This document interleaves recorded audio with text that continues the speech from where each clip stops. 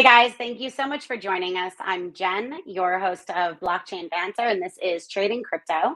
I have Crypto Corio here with me, data scientist and narratives trader, along with Dr. Mark Richardson, project lead at Bancor and Carbon DeFi. Keith Allen of Material Indicators is going to be joining us a little bit late today, but he will be joining us. Corio, I thought maybe we could switch it up a little bit and start with you today. Are you seeing anything interesting in your narratives? I know you also will from time to time show us a little bit of what you're looking at in terms of Bitcoin as well. So whatever direction you'd Mhm. like to go, would love to have you share with us.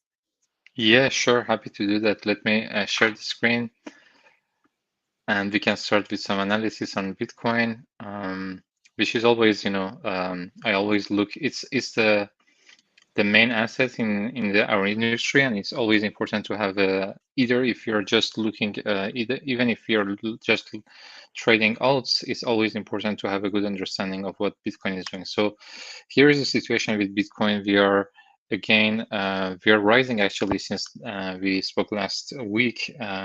We were around here, and so we've had a good bounce, but we are coming close to this resistance here near 70K. This generally, if we go on the weekly time frame, we see that we haven't been able to close any week above this 70, 71, 72K resistance. So this is a clear resistance. This is also not too far from previous all-time high. So clearly there is a psychological resistance here, and something that, as you see here, we haven't been able to go through that period, that resistance, although there have been multiple attempts here on multiple occasions. But however, we haven't seen, as we spoke last week, we haven't seen either any strong rejection in the last weeks. We had a rejection here earlier in Q1, but so far, since the bounce here in late April, things have been pretty okay, I would say, in terms of for Bitcoin. Now there was a lot of volatility recently with some announcements on macro related stuff. However, if you look at the range and you just exclude some of these, we've been trading for most of the last, what this is, March, last of the last 3 months, we've been trading within this range, which is from 65, around 65 to 70, 71, 72. This was, we had some period here, but most of the time, as you can see, we've been there. So this is clearly an accumulation range, and usually an accumulation range when we are in post-halving period results in moves higher. So we had another kind of accumulation range here. As you can see, we had another one here.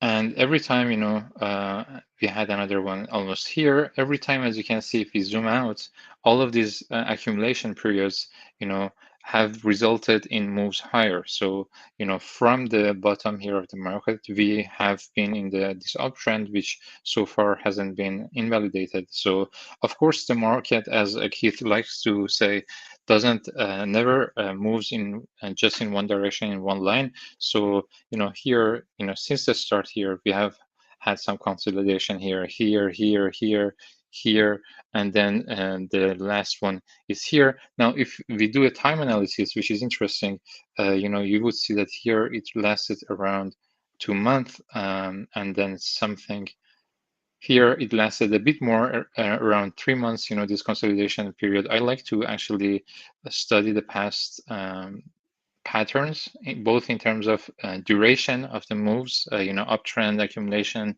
etc., and in terms of prices and how much prices has gone down or up.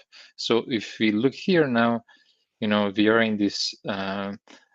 We are within actually what we have observed in the last, since 2023. So it has been usually these consolidation periods have lasted between 2 to 3 months. Now we are seeing that we are now maybe within the larger, portion of these accumulation ranges, and we can even go back, more back in time. If you look at here again, we had kind of 2 months, and then here again something similar. So usually, so this is kind of good sign to me. It says that okay, we have been in this range. People have been bored recently since March. Actually, the highs in March. There hasn't been a lot of movement in the market, nor in alts. We will talk more about alts later, but alts have actually suffered compared to Bitcoin. So, but this is good.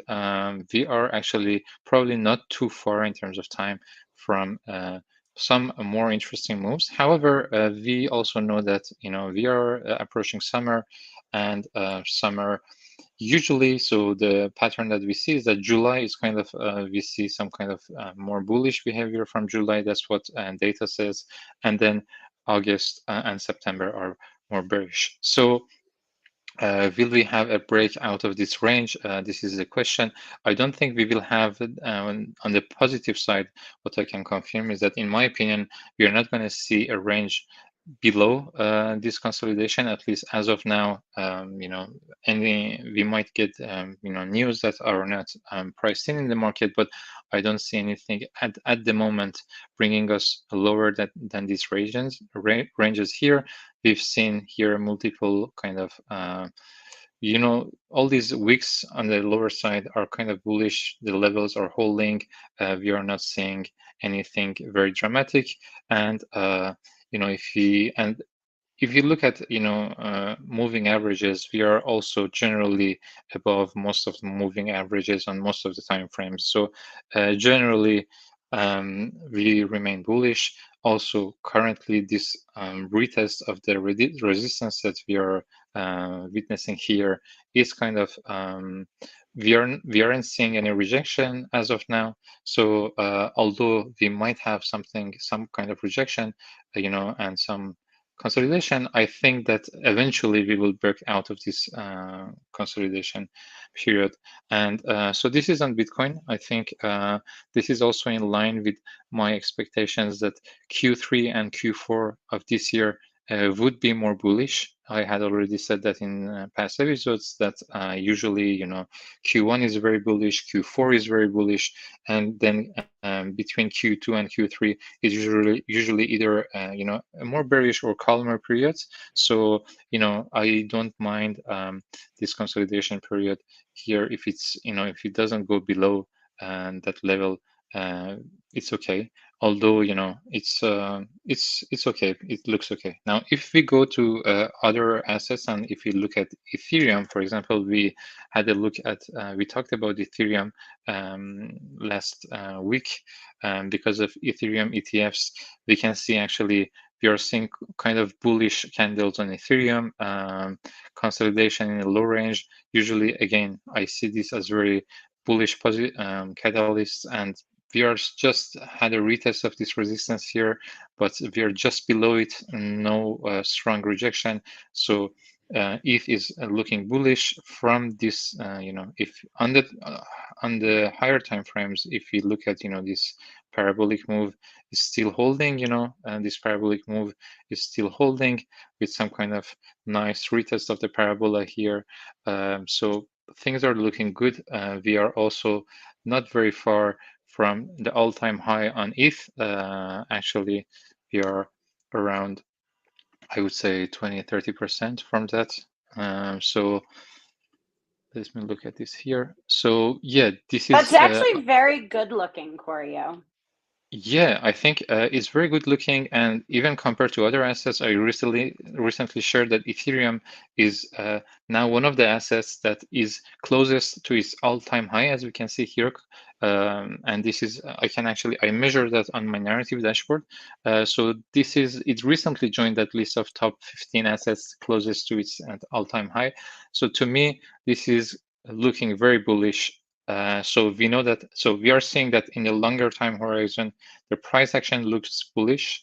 We know that in terms of narratives and catalysts, we have the ETF news that was approved. So we are just waiting for these inflows of institutions coming. And I remain extremely bullish on Ethereum, especially. I mentioned last week that it's a bit time for me in my opinion, to pivot from Bitcoin to Ethereum due to this catalyst. And even if you zoom in on the shorter, time frames, it's very healthy, right? It's very healthy. We are seeing these strong green candles.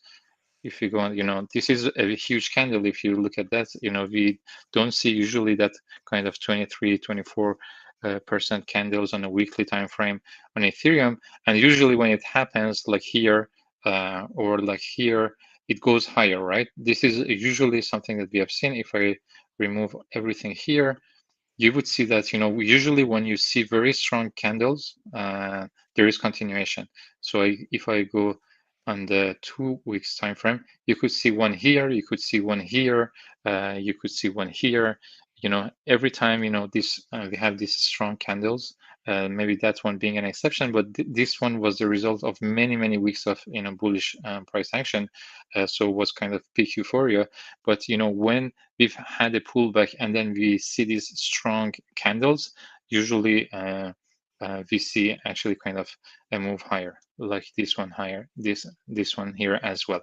So now, if we move to narratives, let's start with L1s, because this we mentioned about Bitcoin that it is always important to have a look at it. We mentioned about Ethereum. In the same way, I think it's important to have a look at L1s, because they're kind of the most, in terms of market cap and liquidity and everything, they are the biggest sector. So it's always important to have a look at it. And so here we have the full You picture. said, Corio, really quickly, you said that L1s was our biggest narrative last week also, didn't you? Yeah, I think it was I the think it case. was, or maybe one of, I knew Aptos really stood out to you, right? We were talking Yes. about Aptos. Yeah, I Yeah. remember we looked at the social trends on Aptos and everything. If you look at now, this is a 7-day. If you look at actually I mean, we just closed under the month of May, but we are seeing again tone. We mentioned about tone from Telegram that is really performing really strongly. I have tweeted about it recently, and Wow. look at these candles. If we zoom in now on the time frame, on the daily time frame, again here, like we saw with Ethereum, we are kind of close to the local high, and this is very bullish to me, because we are retesting that, and eventually, usually, we see a breakout from this pattern. And so, if you zoom out on tone, which is the Telegram L1, we are seeing this very strong performance, and also outperformance if we compare it to Bitcoin, a very big candles. And if we compare it to Ethereum, you have to use division here. So last week, it's interesting to observe these things. Last week, there was the ETF news on Ethereum. Ethereum outperformed, but generally you can see that tone has been very strong, had a very strong performance. Interestingly, BNB from Binance is also performing not very bad. So we know that it suffered kind of a very poor performance since its peak in 2021 for 2 years. Actually, 2 years straight it was down, and however, this year, and after the changes that happened with CZ stepping down, it has been in a steady uptrend in the last year. And if we look at the all-time high, which was here around 700, we see that we are right into this zone, exactly retesting the previous all-time high. However, as of now, we don't see any kind of rejection here, although on the weekly time frame, this is almost the highest value it has ever been. So this looks very bullish to me in terms of Binance. And we also know that when retail is back, we usually have actually centralized exchange coins performing pretty well. Now, I mentioned about retail. Let me show you a new kind of dashboard that I have. It's called retail, DeFi users and retail. So actually Wait, here, this is new? this is new. Yes, this is like I think 1 or 2 weeks new. God, I So don't know how you just pump these out. Will you be sure to, as you are, I mean, not even just like pump them out. I mean, like it's all the research that goes into it, right? But will you be sure to like either before or after, whatever it happens to be, just share that link in the comments Sure, so that sure. anybody can go back and actually just easily access it themselves? Yeah, sure. Let me do that now. So Or I you will can send share it to me and here. I can share it Yeah, also. Yeah, that's fine. perfect. So let me tell you what this is showing. So there are two sections. One um, is retail, like how is the how like is we know that the presence of retail has an important impact on the price, and so we know that when there is peak euphoria and everybody from retail and your hairdresser and taxi driver are trading Bitcoin and cryptocurrencies is usually indication of either local or global tops. And conversely, when nobody from retail is there, we are near the bottom.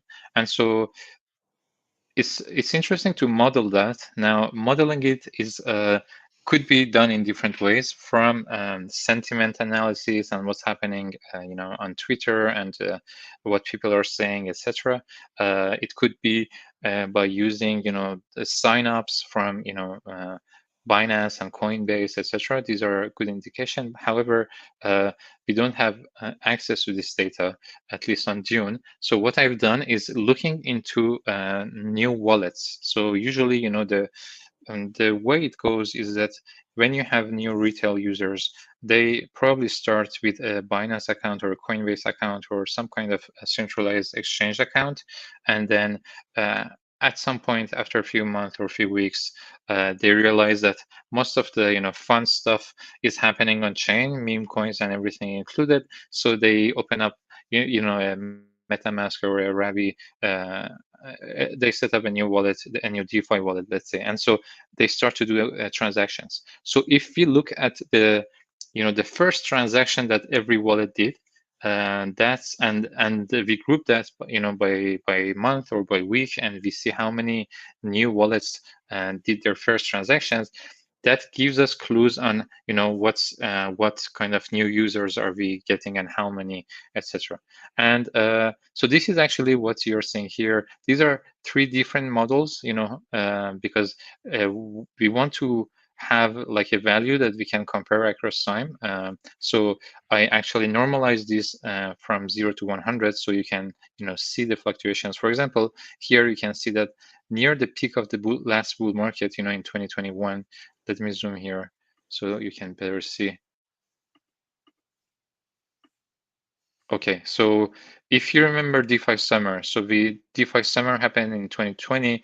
At that time, there weren't a lot of active wallets, and then things picked up, in 2021 Q1, and then we saw kind of, this is interesting because we are kind of seeing the double top pattern that we had in 2021 in April and then later November. So we saw that these are, what you're seeing here is the number of new wallets that have actually made their first on-chain transaction, and then activity went down. So no new wallets or fewer new wallets were doing their first transaction, and we had a low in October 2022, and then again we had some activity in Q1 2023, but then things went down. And interestingly, if you look at Bitcoin price action, it follows a very similar pattern. So if I go back to the charts and if I look at Bitcoin, you would see that the low of the, or let me actually show you total 3, which is showing the kind of the alt. So if you look at total 3, you would see that the bottom of the market or was kind of around October 2023, and this is true for many metrics. If you look at them, the gas consumption or anything else, you would see that October 2023 was kind of a bottom, and also similarly October 2022 was kind of a low period of activity. And so this is exactly what you're seeing here. And so this usually, for example, you can use that as an indicator, the same way people use, for example, RSI, and they say, okay, I will buy when it goes lower than 20, and I will sell when it goes higher than 80. These are very valid strategies. You just have to understand what you're looking for. But for example, near the peak of the bull market, we see that this specific metric was above 80 for a short period of time, actually. And we had a very strong bounce in Q1 2024, but we didn't reach 80, and now, and this corresponds exactly to kind of the local top that we had in few weeks ago, or now I shall say a few months ago. So if you go back, and you would see that 25th of March was the local top, and here we are seeing exactly the same thing, 25th of March, the same week. So these are really interesting patterns to me, and this is why I love looking into data, and I love finding all these patterns and all these similarities in things that might not be obvious in first hand, right? You might not think that looking at the first transaction of wallets on chain could correlate so much with the price of Bitcoin, but I mean, if you're doing this for a long time, then you see that, okay, actually this could be used as an indication of retail presence, etc. And you see that it's meaningful. Now, there are different models you could do, mathematical models of implementing that. So actually I had 3 of them here just to see that they kind of there are similarities between them. So most of them had a peak in the peak of the bull market in November. This one had a double top. This one had more, kind of higher values in November compared to April, and this one had kind of a peak in kind of May. But this one is using a Fourier model. I'm not going into the math right now, but this is just telling you if all of these are showing the same things. For example, all of them were showing very low values in October 2023, all 3 models. So this means that probably, it's a good time. It's a good time to buy something. So there is the confluence of 3 different independent models saying you something. So this is for that. And then something else you could do is look at on-chain wallets per chain. So for example, this is interesting. This is Solana. So again, we are looking into similar things. So the number of new wallets that are doing their first transaction, but just on a given chain, as you can see here. So here is Solana. Look how, compared to the bull market in 2021, is kind of the values were insignificant. That's incredible. Although we remember that the price was doing like crazy returns, but at that time there wasn't a lot of DeFi activity on Solana. It was just Solana, the token, and the coin Sol that was performing well. But we know that now Solana has become kind of the home of meme coins and retail users, etc. So look at this activity and all these wallets. This is kind of in accordance to trading volumes that we saw on. So I have this other dashboard which is called Solana shitcoins, and so you could see that the peak of activity of trading on Solana dexes, on Radium and Orca and all these dexes, was again around the second half of March this year, and you can see that this is in accordance to kind of the wallets that we had kind of in that time. However, this still continued because there is pump.fun and all these celebrities continuing. Right. I tweeted about that because the volume is going down, but the number of new wallets is going up and new meme coins. So a lot of things to cover, but let me get back to what I was saying. You could actually I do see. have to, Corio, Yes. I have to pass it over to Mark here shortly. So just keep that in mind. I don't want to cut you off. I want you to be able to finish. I just have to keep that in mind also. Sure. So that's for kind of what you could see from this dashboard, which is showing you the retail presence. Now, we discussed about sentiment, and this is one way of kind of measuring sentiment by looking at on-chain transactions and wallets.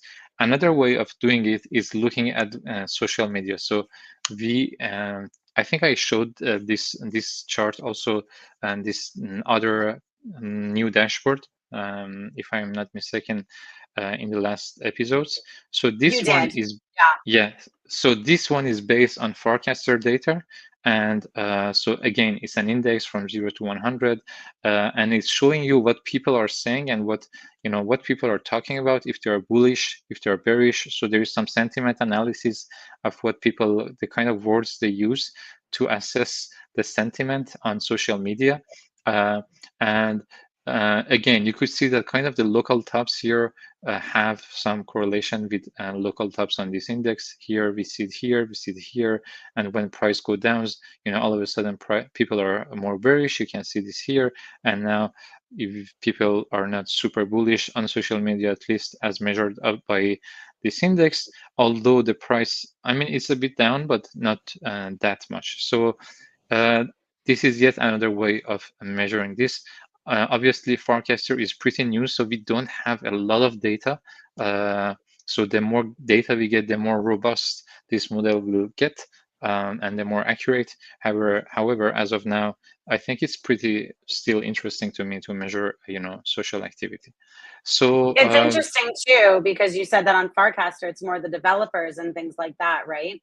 So it's interesting absolutely. to see how you can rate their like fear greed index versus, retail and those on crypto Twitter. Yeah, absolutely. I would say that I mean Forecaster is growing and its user base as well. So people, Expanded.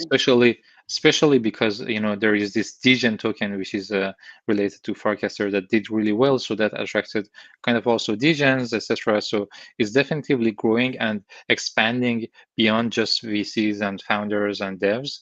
Right. But still, I would say the signal to noise ratio is much higher. Yeah. Corio, thank you so much for sharing with us. I still have it up here. The link to your Dune dashboard. This is just kind of the general link for everybody so they can go and find all of your dashboards, right? I Absolutely. also shared the one that you had shared with me, the retail presence, in the comments, so everybody can easily access that as well. Thank you so Amazing. much for sharing with us. You're amazing. Sure. Thank you. Sure. Thank you. Yeah, Mark, thank you for hanging out, and interested to see what you have prepared for us today. Do you have anything special going on that you wanted to talk about? No, nothing prepared necessarily. I think if there was anything that I would like to share with you, let me see if I can share my screen here. It's sort of the same thing that we looked at last week, just that this is an important channel for alts, meaning anything except anything except Bitcoin. So for those who haven't been around the industry for very long, may have heard people start calling for alt season or predicting the beginning of alt season. This obviously isn't anything real. It's a social phenomenon that occurs in cryptocurrency every once in a while. But what they mean is it's when all of the other cryptocurrencies start to outperform Bitcoin. Like that's generally what it means. And I don't mean necessarily like any one specific non-Bitcoin cryptocurrency, but sort of as a class, right? As a group, they tend to outperform Bitcoin in some significant way. And usually, I would expect that many would agree with me, or at least it's not a controversial statement to say that Ethereum is probably the most important of those altcoins. So it's the one that we ought to be paying attention to. Bringing our attention back to this descending channel that I've raised, I think now 3 calls in a row.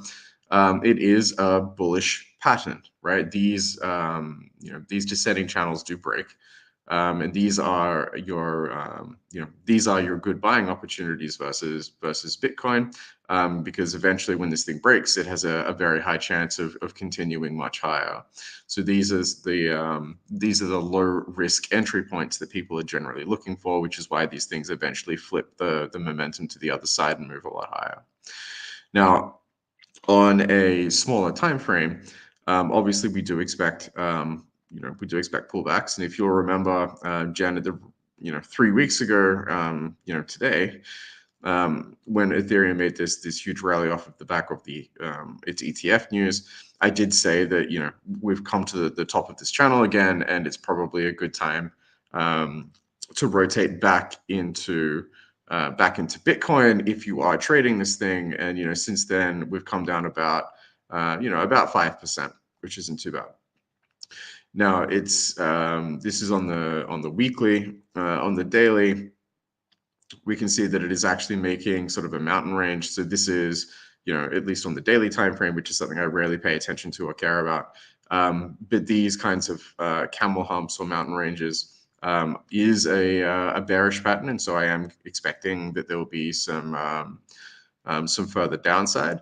But you can see that there's actually, it's already above all of its moving averages. And so if it is going to come down, as it starts to break through some of these levels, I would expect that the pressure to begin waning. And there's also quite a lot of historical confluence now at about this level here. And so I would expect that probably, if we do continue all the way down, we're probably going to find some support here, which just happens to coincide with what's that, the 2050, I think, yeah, with both the 50 EMA and SMA close prices, and the top of these local peaks back in in April. Okay, so what does it mean?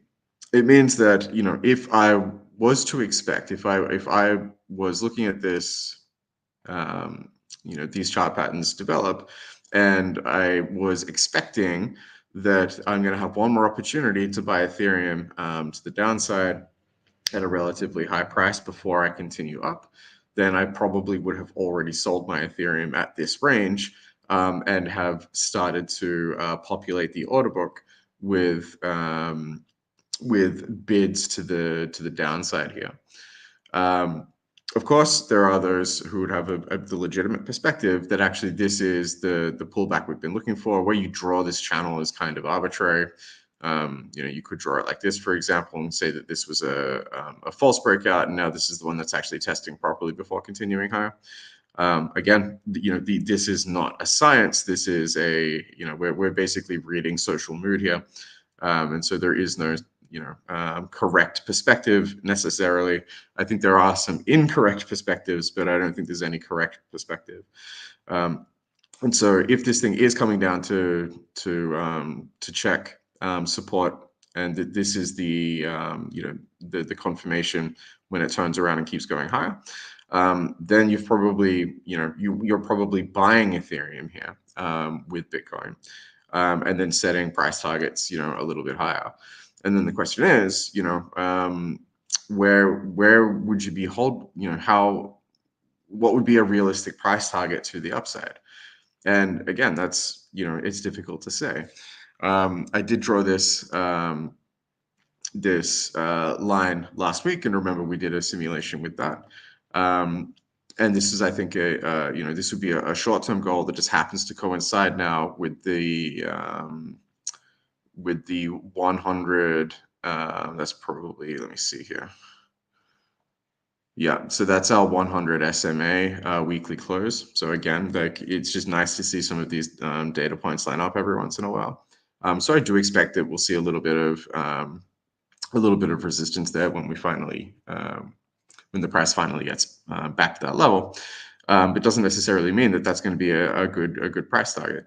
As we've seen, previously, Ethereum can make significant moves versus Bitcoin, such as this move back in December of 2016, which was, I think, a 15x versus Bitcoin. And already, since September of 2019, it's been in a pretty significant uptrend.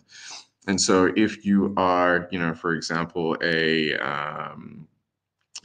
you subscribe to things like Elliott wave analysis or something like that, and I don't have any strong opinions about it. I think all of these techniques are valuable in sort of their own way. But you could be stipulating that we might be being at the bottom of so this could have been like an impulse wave, and now we're coming back through, and we're going to be making our way up to sort of a wave, wave 3 or 5. So we might do something like this. I don't know. Like I'm just drawing these. I'm not really paying attention to specifically where I'm drawing them, and I'm breaking a lot of rules in Elliott wave analysis here. So this isn't necessarily what I'm saying it's a valid prediction. I'm just pointing out that this is generally, the sort of trends that that people will draw on charts, and there are very specific rules that people apply that sort of help them, establish whether or not they're performing a good enough analysis, or if they've, if they're observing the theory as it's meant to be applied. And I'm not doing that here, so this is just for illustrative purposes. But the point is that these kinds of cycle patterns, they do they do have this zigzag shape. All of these big moves upwards are usually followed by a move downwards, and they tend to come in waves of 3 and 5. And so where we're at today, I would expect actually that there is going to be a bottom to this channel, and this is this is why it's considered a bullish pattern, because we're now waiting for that next impulsive move to the upside. And if it comes, the all-time high from here is still a 3x versus Bitcoin. And so the question is, like, what's a better hold right now, at least in terms of the relative risk of holding these two assets? One of the things that I often speak about is, how many people are in front of you in line? Because if we have a look at the Bitcoin US dollar chart, it's already made quite a significant move up. And we might have a bullish bias at this point, but Corio has been bullish since all the way back here, right? And if you have waited until this moment, for example, to enter into a Bitcoin position, just know that Corio is much further ahead than you are already, right? And then there were people that all the way back here were extremely bullish on Bitcoin and buying Bitcoin. And so the longer you wait, the farther this chart goes up before you take on a position, the more of a handicap you're putting yourself at versus the people that entered earlier. And from that perspective, the fact that Bitcoin is already near its all-time high means that people that are coming in and buying the asset now are at a very, very significant disadvantage, right? They're basically playing against people that now have, as soon as this makes an all-time high, remember that means that 100% of people are essentially in profit compared to, or nearly 100% of people are in profit compared to what they bought the asset for. Whereas with things like ETH, it's still not great because you could have taken on a position much sooner, but there's still all of the people above this price point that you're still in front of when it comes to the advantage in holding this asset. Now, again, like there are going to be a bunch of people down here that you're going to wish that you were them if you decide to take on an Ethereum position right now. But at least from the perspective of these guys up here that are still waiting, to be in profit, you will be in profit before they do, and that means that you're at a stronger advantage. And I think that this is kind of the perspective that I'm trying to bring to this call a little. And if Keith was here, I'd be really interested to hear. Keith is here. Oh, he's here already. Okay, wonderful. Keith joined us. Really, I wasn't going to cut you off. to... I welcomed Keith in the comments. Okay, so in the beginning, I said that Keith was going to be a little bit late. Mark, I didn't mean to cut you off. I just thought, you know what? Since you were wishing he was here, or like thinking if he was, bring him into the actual conversation here and tell him, he sees what you're looking at. Just bear with me 38 minutes. I'm going to rewind and start with Corio because I want to make sure I got all his stuff. We'll hold. I'm definitely going to go back and listen. Yeah, it takes for 30 minutes, so you would probably need to listen again. Sorry, I'm late, guys. Had some parenting to do, but now I'm back. I get it. So I was on a Twitter Spaces this morning, Keith, while I was driving. They're like, "Did you get pulled over? Were you at a red light? Like, we hear your car." I'm like, "I'm sorry, I'm momming." Yeah, I had to take my kid to work. I had to take my kid to work. We have new hours now that school's out. Keith, for anybody who is just tuning in for the first time, I was able to give Crypto Corio and Mark their proper introductions. I mentioned that you were going to be late, but for anybody who is just tuning in, Keith Allen has just joined us. He is a TA and algo trader, order book analyst, and co-founder of Material Indicators. Keith, I know that you had to be a little bit late, but I'm glad that you were able to join us. So thank you. Me too. This is my favorite hour of the week. Ours too. Well, I mean, we all say it behind the scenes. I'll speak for all of us now and put us all on blast here because we all agree. There you go. Well, obviously I've been saying for a long time, 69K is the number we need to flip. And we've had literally dozens and dozens of attempts, but they all ultimately retrace. All of those wicks were signs of weakness, and I'll go ahead and share, and we'll just run through it and see what's happening in the order book, so we can get a feel for a sense for whether this feels like the move or not. I will start on the candle chart just to kind of highlight what we're seeing here, and all of these, dozens and dozens of attempts and failed attempts at RS flipping 69K, and it just has not been sustainable.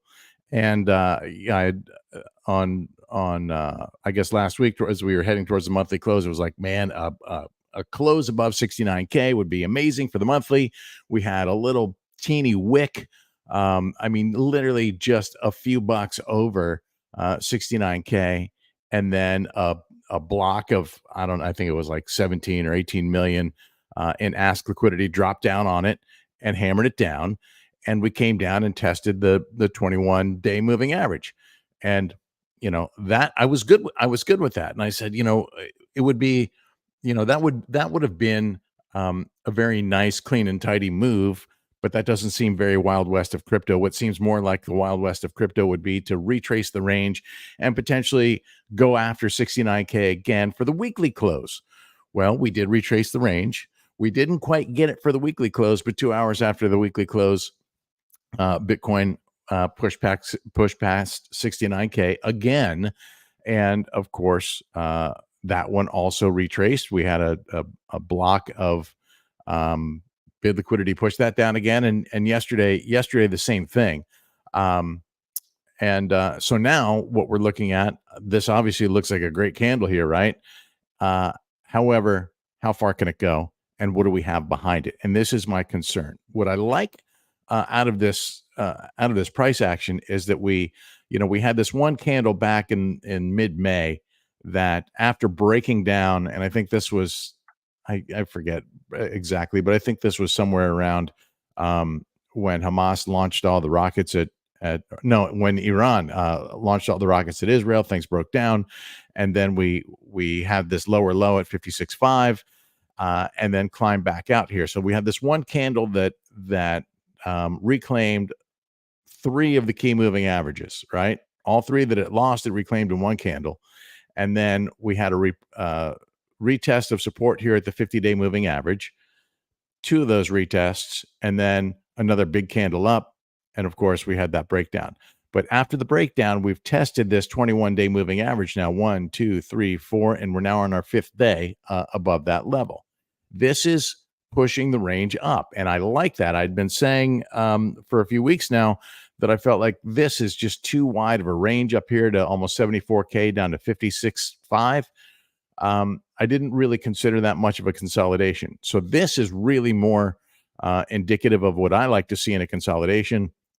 Even if we fell back to 65K, I'd be good with that. But even better yet, above this 21-day moving average, and this is moving up, right? If this continues to creep up daily, then we're not too far away from getting this up above 69K, and maybe that's where the flip happens.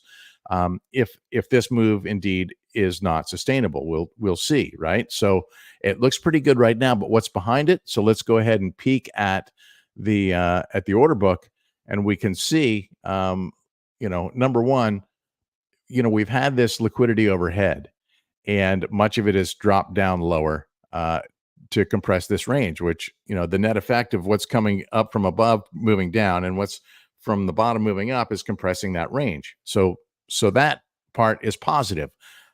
In terms of where we go from here, that's a different story. We've had a little bit of help from liquidity movement. And yesterday we had this bit pulled from here and moved up and that kind of opened the door. And then we had another block come down, and that pushed things back down. And today, kind of a similar set of circumstances where liquidity has moved up and kind of opened the door, or in some cases pulled, like it did here, has opened the door for that move to the upside. Well, what's below it? Air. This is a real concern for me. You know, we do have ETF flows happening, and that's a positive thing, right? And I think that people expected ETF flows to just be like moonshot up, and things have certainly leveled off. But we have a situation now where we have 15 consecutive trading days for ETFs here domestically that have been net positive. We have yesterday, I believe, Hong Kong. I read from my guy I like to follow, Eric Balcones, I think, posted from Bloomberg that Hong Kong had an all-time high yesterday on their inflows. And I read another article that says Australia launches their Bitcoin spot ETFs tomorrow. So this all builds into the demand narrative. And I think that's going to be part of the grind upwards. Not a moonshot, but slow and steady wins the race, you know? So those things are all bullish to me, but what is not yet bullish to me is the bid side of liquidity, right? Where is it coming from? And so we've yet to see, you know, we've seen a little bit come in above 65K, but not really anything substantial. So I'm looking to see one of those big blocks, if not a ladder of liquidity, move in above 65, preferably above 67, and ultimately 69 to push us through here. We could, you know, it's conceivably that we wick up into this range. But whether we stay there, whether that's sustainable, to me, requires something to come in beneath to support it, and that has yet to materialize. Keith, am I just looking at it? You know, sometimes we'll kind of zoom in and get that contrast, right? Right. But is there not? I mean, you're talking about how you'd like to see the liquidity move up and really build that support. It doesn't look like there's really any support for it right now. So you know, remember when we move through a level, we take the liquidity out, or it gets or it gets moved, right? So and that holds true for both directions. But it has not replenished. I mean, it's very, very thin. You can see 1.6 million, 500,000, you know, less than $1 million strung through here. That's just, you know, price can move through that like a hot knife through butter. So right. So you know, it's just down to 69K where we start seeing a little bit that could absorb. Now, you know, there are conditional orders out there, which would be, you know, a conditional limit order where that iceberg may not appear until price reaches that level. So that's what kind of surprises the market sometimes. One just popped up right here, right? This just happened right before our eyes. So those are the kinds of things that keep things moving. But we're not seeing a sustainable amount, or what I consider to be a sustainable amount of support down here to keep this up, unless we have, you know, new blocks that come in, like this one just appeared, and it's not very big. It's, you know, what are we looking at here? Almost $6 million. That's not significant. But look what's stacked above: 13, another 4, another 5, another 5, another 10, 12.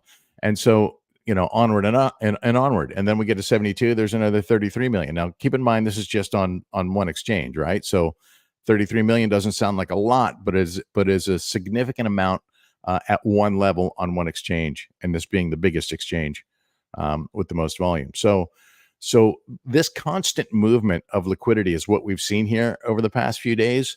The fact that it's been in a tight range has helped us consolidate, but it's this movement that is making way for the volatility that we are seeing, and maybe getting a little bit of a tailwind from some of the economic news. You know, it's always a coin toss of whether this is going to matter or not. The market is looking for an excuse. The market hates sideways. I happen to think sideways is healthy. The market freaking hates it because they're impatient and it's harder to make money. But it's healthier for the overall good of the market, I think, to have some of this consolidation.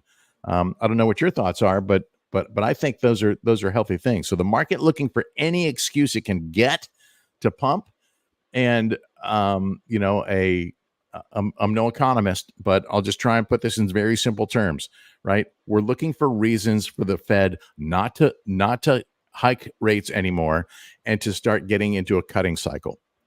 And what do they want to see for that? They want to see growth come down. They want to see unemployment go up. So in this situation, Red Book year over year, that basically is same store sales year over year growth. So it's not every retail outlet in the world, but it's like, I think it's like 9,000 stores around the US. Major chains that would have multiple stores year over year. Their year over year their growth is 5.8%, but that's down from the previous metric that was 6.3%. So it's moving, it's trending downward, which is what Fed watchers want to see. Likewise, JOLTS job openings are coming down. That means less opportunity to work, less jobs on the market. Tomorrow, we'll see another set of reports. And then, of course, on the bigger ones coming on Thursday, continuing jobless claims, those are pretty self-explanatory.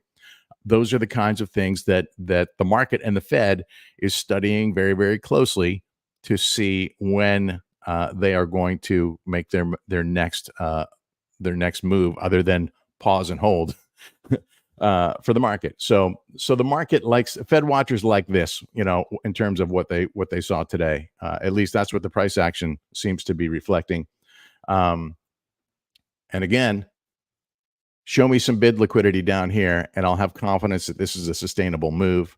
Until I see that, until I see those candles printing above 69K, and I mean not just one candle, because this one still is already through, came from below. So this still is not a full candle body. Tomorrow we'll get another chance at a potential full candle body above that, and then I want to see more stacking above there to go after this all-time high. Until that happens, I don't see this as sustainable. Now, what happens if we do break down here? I was looking at the weekly chart here earlier. In my earlier analysis, Keith, really fast, talking Yeah. about how it's not sustainable. Blake MC commented and said he's waiting for the 69,000 bounce. That he's been fooled too many times. So he's kind of thinking something along those same lines. Wait, it's going to go back down to 69 and then maybe bounce back up. And that's where he's going to be gaining his confidence. Right. So you want to see that level tested. And interestingly, this was never tested. 52K was 50 to 52K was never retested, and neither was the 40 to 45K range. So right. So the fact that these moving averages are being pulled up over time is a positive thing here, right?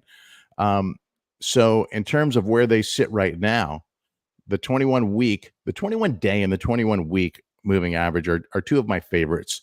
And the 21 day, we know where that's sitting. We just looked at that, and it's now above 67. I think it's above 68 at this point. It's above, it's above 68 at this point. And the red 50 day is around 65. And those levels have some significance here because look at where liquidity is, right? Is there, here's 68, here's 65. Hold it, with what we see here, maybe we have enough to hold above this level. But it's not so much that it can't be cut through, obviously. But in terms of where if things were to break down even further, we still do not have any real sentiment for sub 60K. We've got a block at 60K. And in terms of getting down into that 50 or even that 40 something range, that's not looking like something that's currently in the cards in terms of where liquidity sits. But nothing makes liquidity move like price action, right? So if we were to break things down and lose this level here, or even lose this, then I promise you're going to see liquidity start to move into that direction. Right there, it doesn't exist. if we did get that breakdown on the weekly, that aligns right now. The 21 day or 21 week moving average is above that 61K level. We're trying to keep it above 60K, so that's good. And the 50-day moving average is moving into this range here, or 50-week, 50-week moving average is moving into this range here, which, if you recall, has been the area this is my hopium level of retest, because we've had more consolidation in this range. We're now starting to get that extended period up here, but we had a significant amount of consolidation in this range that I thought That's would the be 42-ish. This is the whole range is 40 to 45. The 40, sweet 40, spot, I okay. think, up here is around 44K. Yeah. You know, this would just punish people. I mean, this would be brutal for the market. But I would celebrate it all the way down. I would. And all the way back up.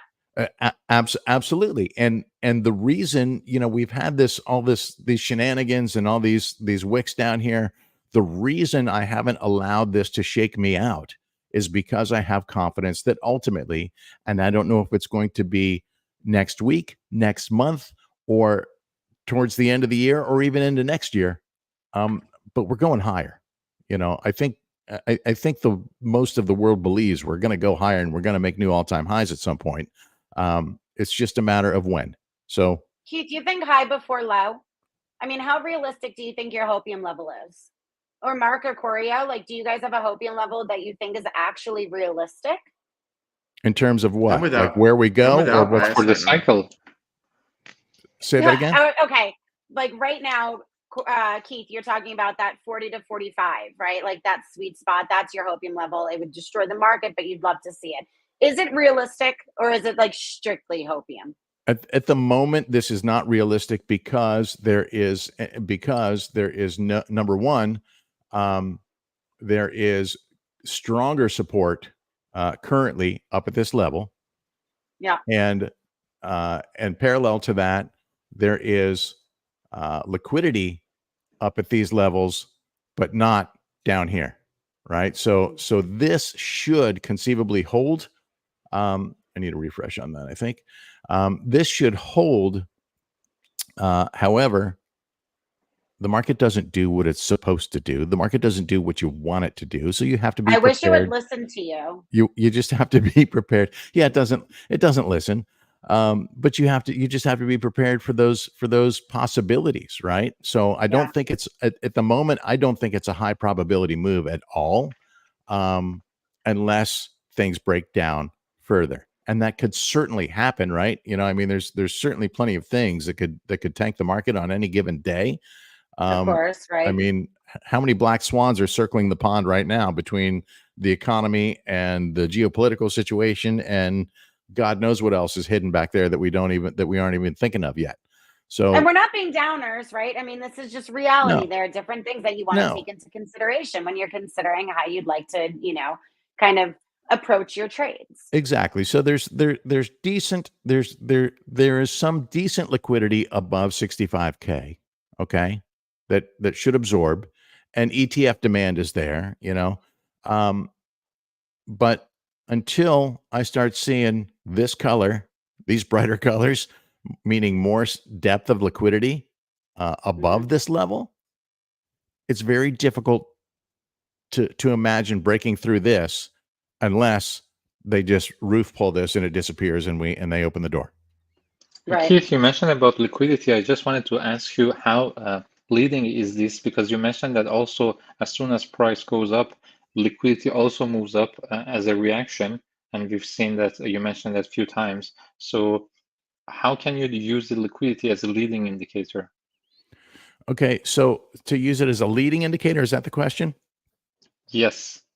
That's a great question, actually. And the simple answer is I take my cues, I take my clues from the liquidity movement. When I woke up this morning and I saw that liquidity had been raised from above, that had been pulled or moved up, I had a good sense that price was going to move up. Didn't have a sense that it was going to be sustainable because I didn't see much coming in below.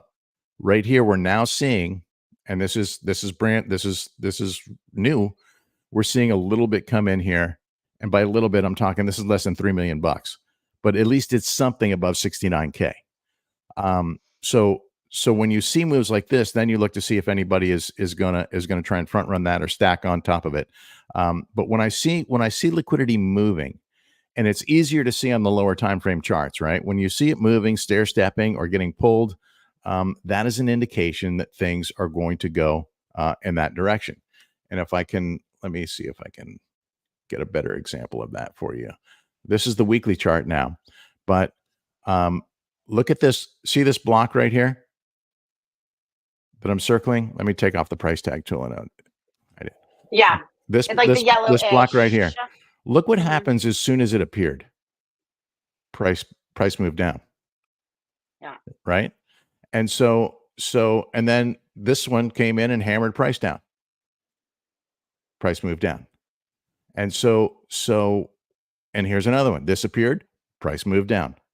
So it doesn't always happen, but more often than not, when you see these movements, it is I call this liquidity herding. And they are herding liquidity in the opposite direction, often to get to either get bids or asks filled on the opposite side of whatever they're pushing it, and that's you could call that manipulation, but quite honestly, it's just whales using their stack. And if you had hundreds of millions of dollars, you'd be throwing it around the order book too.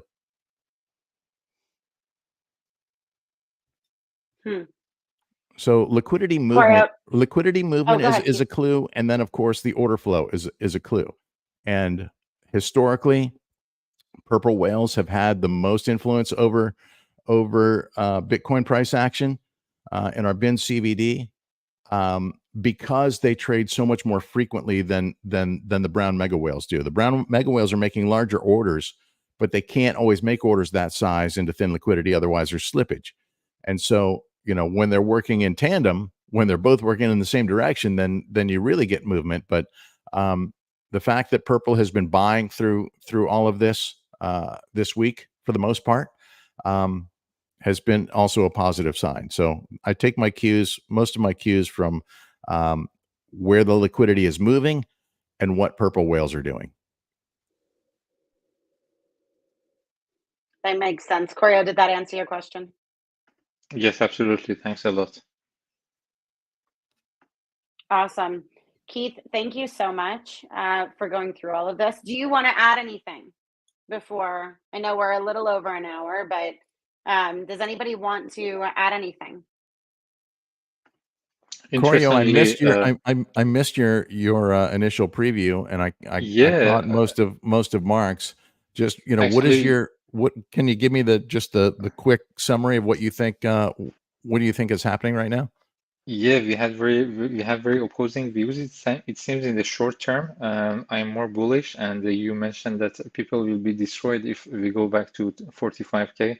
That's your dream case. I will certainly be destroyed. So I'm much more positioned in the bullish side. So I mentioned that I'm expecting this range that we are seeing to hold relatively in the next month. I mentioned that I would expect from now on until summer that we hit a low that should probably be above 60K in my opinion, and then from October I would expect very bullish price action. Okay, so just because I say that I have eyes on 44 if there's a breakdown doesn't mean I think that we're going there. I did state that I felt like these moving averages were going to hold. So I would like to see, and I do expect an extended consolidation. To me, above 65K would be very healthy. If we start getting into the 60K levels, we obviously have some historical consolidation at that, and RS flips at that level. So I'm totally good with that. I'm positioned much like you. I'm positioned for the bull market at this point to take off, and I've sold only. Gosh, I was overweight on Bitcoin, and I sold a little bit just to be able to do some trading with it while we're chopping sideways. But I'm positioned for the bull market for sure. It's really opportunities. If we were to break down further, for me to pick up more Bitcoin cheaper, I would, if that happened, I would put the capital that I have left that I'm using to trade right now. I would put it down here, or here, wherever we go. I actually have those stink bids placed just in case. So that's You never know. That's one way I preserve. That's right. I mean, Berkshire Hathaway went to almost zero yesterday. Right? Went down 99% yesterday for a brief moment, right? Oh wow. There was a computer glitch, and a handful of stocks, including Berkshire Hathaway, had 99 point something percent dumps yesterday. Wow. Yeah. Okay. So you hear it. Like, I mean, you never know. You never know. I mean, you're talking to a guy that has that was a victim of a 70% downside Matic wick a few years ago, and so after you go through something like that, you're like, well, it could, nothing is out of the realm of possibilities. But no, I do agree with you, Corio, that we could be in for an extended consolidation period. From what I'm seeing at the moment, just from a TA perspective, it looks like it should hold above 65K. And if it doesn't, I'm happy with anything above 60K.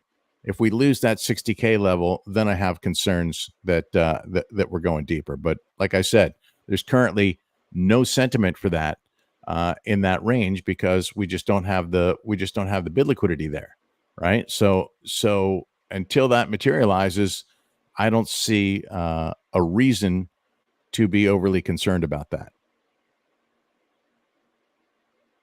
Keith, I was going to joke and say, why are you so bearish? Because you told us last week that you said, I'm prepared, just in case. I'm always prepared for a move like that, because the minute I'm not prepared is the minute I get screwed. Exactly. Yep. No, nobody blames you. So I want to see upside, and I expect to see more upside, but I don't think any move to the upside is sustainable until we RS flip 69K. Yeah. Someone's calling 58K again. They're commenting. Okay, so Corio was saying last week, and then this week a little bit, he made that flip from Bitcoin to Ethereum. Corio, correct me if I'm wrong. You're kind of saying that, right? That the Ethereum narrative is very strong right now. You kind of made this flip. This is kind of your play of the moment, right? Mark was speaking about trading BTC against Ethereum and having these two as a trading pair, right? You generally really focus on Bitcoin, but I'm curious if you've looked at Ethereum at all, at, the fire charts and things, if you considered this, or if you really, we also stick to, or we say, stick to what you're good at, what where you're comfortable. I do have some Ethereum that, that true to form, with my exposure to Ethereum is underwater. But I'm holding on to it because of the narrative that's there. I also have some Litecoin just because, but I'm most comfortable with Bitcoin. I did actually just see a headline, and I'm not one to react to the headlines, right? I just haven't had time to read the article yet. Buying the news? But I did see, I saw an article today that Kathy Wood has withdrawn ARK's ETH ETF application. Withdrawn? Yes. Meaning they're not going to get into the ETH game. Right. Any truth to it? We don't know. I don't know. I could probably look in the course of this call, but who was it that did that? Was it Cointelegraph, or who was it that did the oops article? Wasn't it with the Bitcoin ETF? Yes. Do you guys remember that? Yes, I do. Wasn't it them? I think, and then the market went up, and then it kind of corrected, right? I think that's what it was. It was like, oh, sorry, we didn't mean to. Let's see. I know we went over a few minutes, guys. Sorry. We'll just see if we can kind of see if there's any truth to this. Oh, I didn't realize I was doing this live. I just realized I have my take screen you up. off. Here, I'll remove you. No, you could do it privately. Okay. here we go. In the meantime, while you look that up, I know, as I had just mentioned, Coria was saying BTC to ETH. Mark was saying BTC against ETH. Keith is comfortable with Bitcoin. Mark, what you didn't say, for anybody who's new to the call, as the project lead of Bancor, a product of yours, of Bancor's, is Carbon DeFi. Carbon DeFi is a nice way to create exotic trading pairs. So you can do rep Bitcoin or against Ethereum and pick your exact prices or price ranges that you would like to trade at, including this sort of buy low, sell high, automated recurring. I wanted to throw that in there because you hadn't really mentioned it. And as we're speaking about this trading pair, I wanted to make sure that the viewers were aware of this product that I feel could help them. So what I'm seeing here for me to share. Just real quick, this article is behind a paywall from Bloomberg, but it says that Kathy Wood's ARK investment abandons spot Ether ETF ambition. ETF name revised to drop ARK in their amended filing. I think they were doing a partnership with 21 Shares on this, but they said they'll remain committed to their spot Bitcoin ETF. So, like me, perhaps they're sticking with what they know. Yeah. Well, it's not a bad idea, right? You stick with what you know. Sometimes when we dabble and we feel that FOMO is when we start to kind of lose sight of what it is that we're actually setting out to do. Yeah, I have a relatively small portion allocated to ETH at the moment. I'm much more weighted in Bitcoin, and I look at ETH and I look at alts as opportunity to not so much as a diversification, but some of those things are going to soar more than Bitcoin will. So right, why not put some money over there? Yep. Corio, Keith, Mark, thank you guys so much for joining me. It's always so wonderful to see what you guys are up to, see what you're seeing, get all of your insights and things. Really kind of get into your brains. I feel so misunderstood. One of these I'm going to do, and I'm not going to show any bearish scenarios. Nothing to the downside. I'm just only going to show up. I'm just going to show. That'll be a top. It'll be a top signal. You know me. I'll be all up only, and then we'll see a crash. Well, I think people are going to start wondering what the hell happened to Keith if he's like all of a sudden up only and hey guys, this is it, No, you're way too grounded and real about it, which I think is what we all appreciate, all three of you guys. So thank you. I mean, it's going to be interesting because we started this podcast around a year ago. And so, let's see in 1 year, in 2 years, how our bias will change. Because, if the bias is some people are always bearish, some people are always bullish, is that true? And what's, I'm also very curious what will be my view in 1 year, Keith view, Mark view. It's going to be very interesting. Is Corio still going to be bullish a year later? I think you definitely have this longer term vision though, right? Like you might feel a little bit bearish at moments, right? Or a little bit more bullish at moments. But overall, I think it's very bullish. Keith, you're kind of like the right here, right now. Yeah, Mark is just kind of our resident bear. This has probably been my hardest transition, is transitioning from trader to investor, right? Because sometimes it's a trader's market and sometimes it's an investor's market. And what I've learned is that buy and hold can be very difficult to beat, and it just requires patience. And so I have been stacking sats towards building this position since November of 2020, since the FTX crash. So it has been a slow grind to get here, to allocate funds to do this.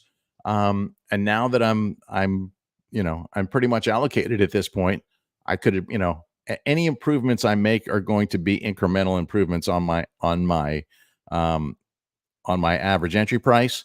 And unless it's a significant dump, like down to the 50s or 40s, it's not going to improve much, because most of what I have allocated is above, is from below 58.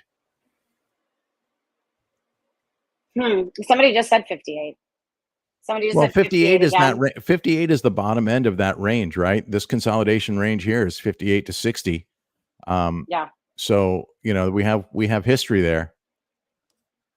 Yep. Don't have any we'll liquidity. Have to see what happens Don't next have any week. We'll have liquidity to at see what 58, happens. but you know, we'll see. We'll see. We'll see next week. We'll see before then, you guys. If you don't follow Keith and Corio and Mark on Twitter, please do. I believe I have their handles in the description. If not, Crypto Corio has his up there. Keith, it is KA__ productions. Nope, Pure, just like KA plural. Productions. Just KA KA Productions. That's And- right. Material indicators is MI_algos. Yes. Yes, and Mark MB Richardson 87. So give everybody a follow.